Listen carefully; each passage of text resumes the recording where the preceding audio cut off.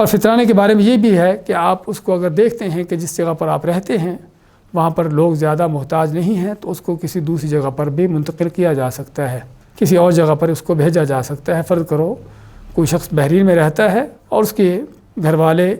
یا اس کے اہل و عیال یا اس کے رشتہ دار عزیز قریب جو ہیں وہ دوسرے ملک میں ہیں،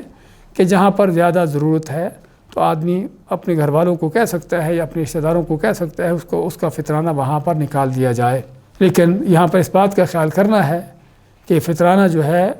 وہ جہاں پر آدمی ہے وہاں کی عید کی نماز سے پہلے ادا ہو جائے، کیونکہ بعض اوقات عید کا فرق ہوتا ہے 1 یا 2 دن کا، تو کہیں یہ نہ ہو کہ یہاں پر عید کی نماز ہو چکی ہو جہاں پر آدمی رہتا ہے اور اس کے بعد اس کا فطرانہ دیا جا رہا ہو، تو اگر ایسا ہوتا ہے تو فطرانہ ادا نہیں ہوگا بلکہ وہ عام صدقہ ہوگا۔ اس لیے اس چیز کا خیال کرنا ہوگا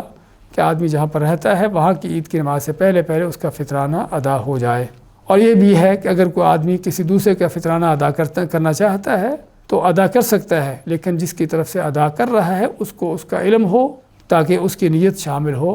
کیونکہ فطرانہ دینا عبادت ہے اور جب عبادت ہے تو اس میں نیت کا ہونا ضروری ہے۔